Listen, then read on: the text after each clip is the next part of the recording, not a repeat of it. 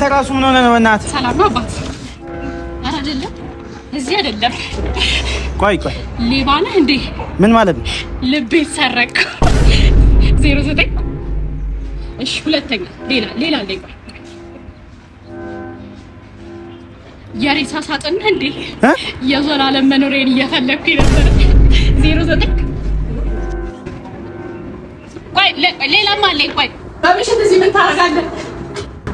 ጨረቃ ሰማይ ያለ እንደ ቤቷ 09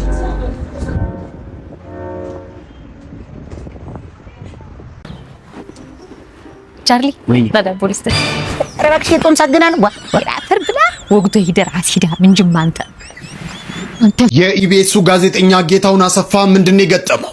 እስቲ በነፃ እንደልባችን እየተነፈስን ስለሆነ ፈጣሪያችንን እናመስገን። ጋዜጠኛው የኦክሲጅን ማሽን በየቀኑ መጠቀም ግዴታ ለሆነባቸው ወገኖቼ እግዚአብሔር ይማራችሁ፣ የምንጠቀመው ነገር ምን ያህል ውድ እንደሆነ የምንረዳው ስናጣው ነው ብሏል።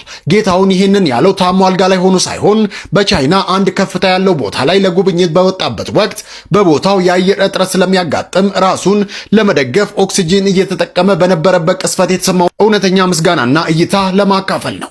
እኛ በየቀኑ የምናገኘው ኦክሲጅን እንደ ተራ እንመለከታለን። በእጃችን ያለን ነገር ምን ያህል ውድ እንደሆነ የምንረዳው ስናጣው ነውና ሁላችንም ፈጣሪያችንን እናመስግን። ቲናስ አሸማቀሽናል፣ አንገታችንን አስደፍተሽናል፣ አንበርክከሽናል። ልክ የኛ ቤት ልጆች አንድ ላይ የሰራነው ቪዲዮ ቫይራል ሲወጣ ሆን ብለሽ ጠብቀሽ እኔና ቤተሰቦቼ የሰራነው ቪዲዮ ልክኛ የሰራነው ቪዲዮ ቫይራል ሲወጣ ጠብቀሽ ይሄንን ፊልም ለቀቅሽው። ምን አለ ብታቆይው?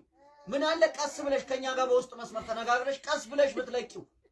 ምን አለ ረጋ ብለሽ? ምን አለ የኛ የለቀቅነው ቪዲዮ 60 ሚሊዮን 70 ሚሊዮን 5 ሚሊዮን 6 ሚሊዮን ሰው ቢያዩ ሆን ብለሽ የኛ ቪዲዮ እንዲቆም ፈልገሽ ሆን ብለሽ ይሄንን ፊልም ለቀቅሽው። ምን አለ ብታዘገዩ?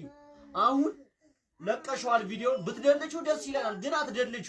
ግን አንድ ቪዲዮን ከለቀቅሽው አይቀር ማለት ነው ይሄን ቤተሰብ አሳዝኘዋለሁ፣ አስከፍቼዋለሁ፣ አንገቱን አስደፍቼዋለሁ ብለሽ የይቅርታ ቪዲዮ እንድትሰሪልን እፈልጋለሁ። ካለዛ ወደ ላይ ነው የምወስደው ጉዳዩ እና ከሊፋ ጃቢ ነኝ። ሁላችሁም ለኢቲናስ ሜሽን እያደረጋችሁ ቪዲዮን አድርሱላት። ከሊፋ ጃቢ ነኝ። ላይክ፣ ሼር፣ ፎሎ ማድረግ እንዳይረሳ።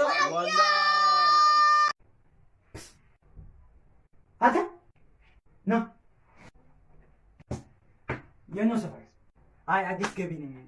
የኖ ሰፈር እኔ የሰፈር ጸብ ውስጥ ምና ወይ ገና አረ ሰፈር ነው ወደዛ ዋልማት አይደል ወደ ታች እዚህ ላይ ሰፈር አይደል እታይ ሰፈር ለገጀሮ ሰፈር ማን መቼም አይረሳኝም። በጩቤ እቺን ውብ የሆነች ቂጤ ወንፊት ጎልድ አይዞህ ጠንካራ በል። ችግር የለውም። አሁን ልበቀልላት አይደል? ልገልህ ነው። የእሱ ሰፈር ልጅ እየፈለኩ ነው። በመጨረሻ ማገኘው በመጨረሻ ምንድን ነው የተፈጠረው? ወድቀ መጥቼ ነው።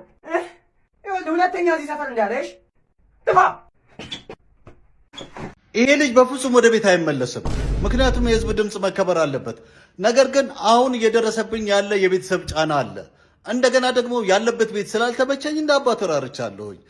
ስለዚህ ቤተሰብ ይሄን ቪዲዮ 800,000 ላይክ ካስገባችሁት ካለበት ቤት ወደዚህ ቤት አስገባዋል።